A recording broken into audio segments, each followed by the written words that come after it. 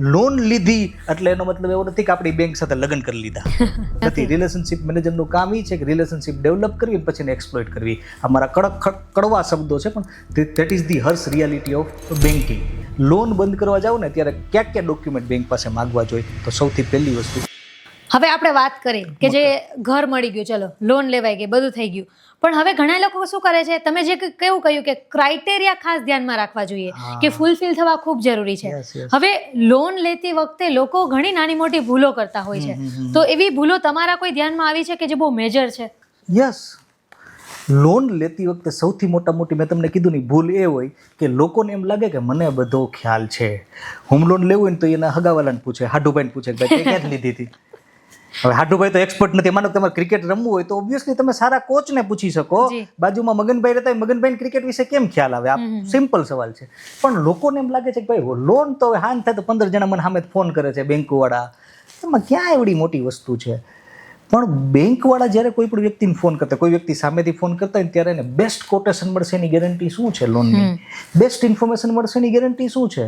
અત્યારે number of bank છે, 35 તો મેજર બેંક્સ ને NBFC 35 તો ગણી શકાય, અને એની નંબર ઓફ ન્યુમેરસ પ્રોડક્ટ્સ છે. તો એઝ અ કસ્ટમર તરીકે આપણે જો આપણને એમ લાગે કે ભાઈ મને બધો ખ્યાલ છે, તો આપણે એમાં ભૂલ થવાની પોસિબિલિટી બહુ બધી રહે. એટલા માટે હું અમુક એવા ક્રાઇટેરિયા તમને કહું કે જો એની વસ્તુનું ધ્યાન રાખીએ ને આપણે એઝ અ કસ્ટમર, તો આપણે બેનિફિટ 100% થાય. પહેલી વસ્તુ કે જ્યારે પણ કોઈ પણ ટાઈપની લોન લેતા પહેલાં એક વસ્તુ એ જોવાની કે આમાં ગવર્મેન્ટની કંઈ સબસિડી અવેલેબલ છે કે નહીં. ઘણીવાર લોકો શું કરતા હોય, મશીન પોતાની રીતે લઈ લે કે આપણે પૈસો પડ્યો આપણે લોન લેવાય, બરાબર, તો એ પોતાની રીતે લઈ લેતા એટલે સબસિડીનો બેનિફિટ ગુમાવી દે. બહુ મોટી સબસિડી મળતી હોય, બરાબર. તો પહેલાં એ જોવાનું તમે જે ટાઈપની લોન લેવા માટે જાઓ છો એમાં કોઈ ગવર્મેન્ટની યોજનાઓ અવેલેબલ છે કે નહીં, કોઈ સબસિડી અવેલેબલ છે કે નહીં. જો હોય તો એની પર રિસર્ચ કરવાનું, જ્યાં જ્યાં એની ઇન્ફોર્મેશન મળી લેવાની. બીજી વસ્તુ એ જોવાની કે એક બેંકમાં જઈ અને પોતાનું કોટેશન ફાઇનલ નહીં કરે. મારો બેન્કર તો આ XYZ બેન્કર છે ને મારો રિલેશનશિપ મેનેજર છે ને એ મને બેસ્ટ જ સલાહ દે, એવું કંઈ હોતું નથી. રિલેશનશિપ મેનેજરનું કામ એ છે કે રિલેશનશિપ ડેવલપ કરવી પછી એને એક્સપ્લોઇટ કરવી. અમારા કડવા શબ્દો છે પણ that is the hers reality of banking, બરાબર. તો શું થાય કે મલ્ટિપલ ઓપ્શનને એક્સપ્લોર કરવા કે ભાઈ હું જે ટાઈપની લોન લેવા જાઉં છું, બરાબર, તો એમાં અત્યારે લોએસ્ટ રેટ ઓફ ઇન્ટરેસ્ટ શું છે, મારી પ્રોફાઇલ પ્રમાણે, મારી રિક્વાયરમેન્ટ પ્રમાણે કઈ બેંક અને કઈ NBFC મને બેસ્ટ ઓપ્શન આપી શકશે, એને એક્સપ્લોર કરવા જોઈએ. ત્રીજી વસ્તુ, લોન લીધી એટલે એનો મતલબ એવો નથી કે આપણી બેંક સાથે લગ્ન કરી લીધા, બરાબર. લોકો શું ભૂલ કરે ખબર? એકવાર લોન લઈ લે ભાઈ 5-10 વર્ષ માટે ભૂલી જાય કે આપણી લોન ચાલે જ શું જરૂર છે. એ બહુ મોટી ભૂલ છે. રેગ્યુલર ઇન્ટરવલ ઉપર એનાલાઇઝ કરવી બહુ જરૂરી છે. તમે ખાલી રેગ્યુલર ઇન્ટરવલ ઉપર એનાલાઇઝ કરો અને જરૂર લાગે તમારો રેટ વધારે હોય ને ગામનો ઓછો હોય તો બેંકને ખાલી એટલી ટકોર કરો ને કે ભાઈ જો મારો ઘટાડે નકર વહી જાય બીજી બેંકમાં, તોય લાખો રૂપિયાનો ફાયદો થાય. આ બહુ સિમ્પલ વાત લાગે પણ આ બહુ મોટી વાત છે. પણ લોકો છે ને જાતે જ એટલું સમજવા તૈયાર નથી કે they can switch the loan, અને એ લોકોને પણ એટલી માહિતી હોતી જ નથી. કેમ કે એ લોકોને કેવું થાય કે જે મંથલી ઇન્કમ છે એ લોકોને એક સેટલમેન્ટ સાથે ચાલતી હોય છે કે ભાઈ આટલામાં જાય છે, આટલામાં જાય છે, કે 10,000નો હપ્તો ચાલ્યા રાખે છે તો ભલે ને ચાલ્યા રાખે. એટલા માટે આપણી આ જે ડિસ્કશન છે ને, આ ટાઈપના ડિસ્કશન છે, આ રીતે જ્યાં પણ ફાઇનાન્શિયલ લિટરસીની વાત આવે, જ્યાં પણ ફાઇનાન્શિયલ અવેરનેસની વાત આવે ને, થોડો આપણે ઇન્ટરેસ્ટ લઈને એને સાંભળીએ ને તો ફાયદો થાય. એટલા માટે આની વેલ્યુ છે 100%. આ કોઈ એન્ટરટેનિંગ ઓલું નથી. એન્ટરટેનમેન્ટ તો ઠીક છે, આપણે મળતું જ હોય છે, પણ આની વેલ્યુ બહુ મોટી છે, બરાબર. તો આ બધી વસ્તુઓ તમે, બીજી વસ્તુ, લોન બંધ કર્યા પછી શું ધ્યાન રાખવું? હવે જો આ સિમ્પલ વસ્તુ છે કે ભાઈ લોન બંધ કર્યા પછી કઈ વસ્તુનું ધ્યાન રાખવું, બરાબર. તો સૌથી પહેલા લોન બંધ કરવાની વાત આવે ને ત્યારે પણ ઘણા લોકોની હાલત મહાભારતના અભિમન્યુ જેવી થઈ જતી. 7 કોઠાના યુદ્ધમાં ઘૂસી જાય, બહાર ન નીકળી શકે, બરાબર. તો લોન બંધ કરતી વખતે શું ધ્યાન રાખવું? બંધ કેમ, માનો કે કેમ ઘૂસી ગયો બહાર ન નીકળી શકે? કારણ કે ફોરક્લોઝર ચાર્જ એવડો લાગે, લોન બંધ કરવાનો ચાર્જ એવડો લાગે. આપણે જ્યારે લોન લેવા જતા ને ત્યારે કે આપણે ભાઈ લાવો સાઇન કરો, ક્યાં કરવી સાઇન કરી નાખીએ. પણ જ્યારે આમાં આપણે લોન લઈ લીધી, બંધ કરવા જશું ત્યારે કેટલી પેનલ્ટી લાગશે. મેં એવા સેન્ક્શન લેટર જોયેલા છે કે જેમાં લોન બંધ કરવાની પેનલ્ટી 1.5 કરોડ રૂપિયા થતી હોય. Can you imagine? 1.5 કરોડ રૂપિયા આપીને તમારે બંધ કેમ કરવી? બરાબર. કારણ કે લોનની અમાઉન્ટ મોટી હોય, લોનની ટિકિટ સાઇઝ એટલી મોટી હોય, એની સામે માનો કે 3%, 4% ફોરક્લોઝર ચાર્જ લાગ્યો હોય.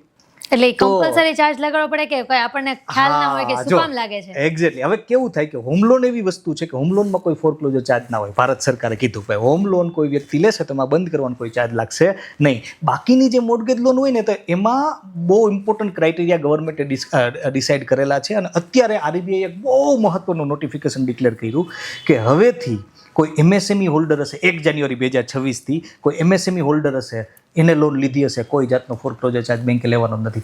જવા દો, બંધ કરવા દો લોનને. કોઈ તમારા બેંક પાસે એવી કોઈ સત્તા 1 જાન્યુઆરી 2026 પછી અત્યારે અમુક ક્રાઇટેરિયા છે.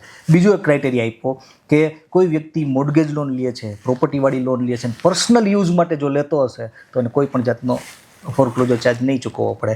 ત્રીજી વસ્તુ, જ્યારે પણ કસ્ટમર લોન લેવા જતો હોય ને ત્યારે ઘણી બેંક ઘણા કેસમાં ફોરક્લોઝર ચાર્જમાં પણ બાર્ગેનિંગના ઓપ્શન આપતી હોય. માની લો કે એને કીધું ભાઈ તમારે 4% લોન બંધ કરવાનું થશે, જો ત્યારે તમે રાઇટ વેમાં કન્સલ્ટેશન લીધું હોય અથવા ત્યારે તમે રાઇટ વેમાં અવેર રહ્યા હોય તો તમે બેંકને કહી શકો કે ભાઈ 4% હું ગમે ત્યારે બંધ કરીશ નહીં, એક કામ કરો આમાં તમને કન્સેશન આપો થોડું. તો ઘણીવાર બેંક શું કરતી હોય, પહેલા 3 વર્ષમાં 4%, પછી 2%, ઘણા કેસમાં પહેલા 1 જ વર્ષ 4%, પછી ઘટા. એટલે આ બધી વસ્તુ અવેરનેસની વસ્તુ છે. લોન બંધ કરવાની આપણે વાત હતી. લોન બંધ કર્યા પછી શું વસ્તુનું ધ્યાન રાખો? તો લોન બંધ કરાવવા જઈએ ત્યારે કઈ વસ્તુનું ધ્યાન રાખવું? બહુ ઇમ્પોર્ટન્ટ આ વસ્તુ છે. લોકો ભૂલ કરે ને પછી દુઃખી થતા હોય. લોન બંધ કરવા જાવ ને ત્યારે ક્યાં ડોક્યુમેન્ટ બેંક પાસે માંગવા જોઈએ? તો સૌથી પહેલી વસ્તુ એનઓસી માંગવાનો. ભાઈ નો ઓબ્જેક્શન છે, હવે આપણે કાંઈ લેવા દેવાનું થતું નથી, તમારો મારો સંબંધ પૂરો, આ એને કહેવાય એનઓસી. બરાબર? એટલે ગમે ત્યારે તમારે ક્યાંય કરવું જ આપવું છે તો એનઓસી કામ આવે. બીજી વસ્તુ, એવું લોનનું સ્ટેટમેન્ટ કે જેમાં આઉટસ્ટેન્ડિંગ અમાઉન્ટ 0 લખેલું હોય. એનઓસી તો આપણી પાસે છે જ, એના સિવાય એક એક્સ્ટ્રા પ્રૂફ કે હવે કાંઈ માઇનસ છે નહીં. ત્રીજી વસ્તુ, જો પ્રોપર્ટીનું રજિસ્ટર્ડ મોર્ગેજ થયેલું હોય ને તો એને રિલીઝ કરાવવાનું. ઘણીવાર કેવું થતું હોય, લોન જ્યારે લેવા જાય ને તે મોર્ગેજ ગીરવે મૂક્યું ને આપણે જે પ્રોપર્ટી એને રજિસ્ટર્ડ મોર્ગેજ કરતી હોય બેંક. હવે તો કમ્પલસરી થઈ ગયું છે. બરાબર? હવે જ્યારે લોન તમે બંધ કરાવો, બરાબર, તો પ્રોપર્ટી ફાઇલી ઘણીવાર કસ્ટમરને પાછી મળી જતી હોય, પણ રજિસ્ટર્ડ મોર્ગેજ રિલીઝ કરવાનું ભૂલી જતા હોય. બેંકની ભૂલથી, કસ્ટમરની ભૂલથી. હવે તો જો કે ગાઈડલાઈનની સારી છે એમ છતાંય ભૂલાઈ જતો એવા કેટલા કેસ અમારી પાસે આવતા હોય. પછી 2 વર્ષ 3 વર્ષ પછી બીજી જગ્યાએ લોન લેવા જાય અથવા પ્રોપર્ટી વેચે ને ત્યારે એ ભોપાળું છતું થાય કે ભાઈ આ તો રજિસ્ટર મોર્ગેજ બાકી છે. પછી વાળું બેંક પાસે જવાનું, ત્યારે તો મેનેજરી બદલાઈ ગયો હોય, બધી પ્રોસેસ બદલાઈ ગઈ હોય, અને પછી રજિસ્ટર મોર્ગેજને રિલીઝ કરવાનું. એટલે જ્યારે લોન પૂરી થાય, પ્રોપર્ટીવાળી લોન છે, રજિસ્ટર્ડ મોર્ગેજ રિલીઝ કરવાનું. અને કાર લોન છે, વેહિકલ લોન છે, તો હાઇપોથિકેશન રિલીઝ કરવાનું. હાઇપોથિકેશન એટલે એક ટાઈપનો બોજો, એ રિલીઝ કરવું બહુ જરૂરી છે. બરાબર? એના સિવાય તમારે તમારો અપડેટેડ સિબિલ રિપોર્ટ ચેક કરવાનો. ઘણીવાર કેવું થતું, લોન પૂરી થઈ ગઈ પણ સિબિલમાં એટલે જે એન્ટ્રી હોય ને એ બોલતી હોય, એમ હોય કે આમાં તો ભરવાના બાકી છે. તો અપડેટેડ સિબિલ રિપોર્ટ ચેક કરવાનો કે ભાઈ આ લોન તો બંધ થઈ ગઈ, હવે સિબિલમાં એની એન્ટ્રી છે કે નહીં. ઘણા કેસમાં મેં એવું જોયેલું છે કે લોન 2 વર્ષ 3 વર્ષ ત્યાં પૂરી થઈ ગઈ હોય પણ સિબિલમાં એની એન્ટ્રી બોલતી હોય. એટલે જ્યારે કસ્ટમર લેવા જાય ને ત્યારે એને તાત્કાલિક લોનની જરૂર હોય, પણ પછી આ સિબિલને ક્લિયર કરવામાં ટાઈમ લાગી જાય, ઘણો ટાઈમ લાગી જાય. આ બધી બાબત એવી છે કે એને ઇગ્નોર તો ના જ કરવી જોઈએ.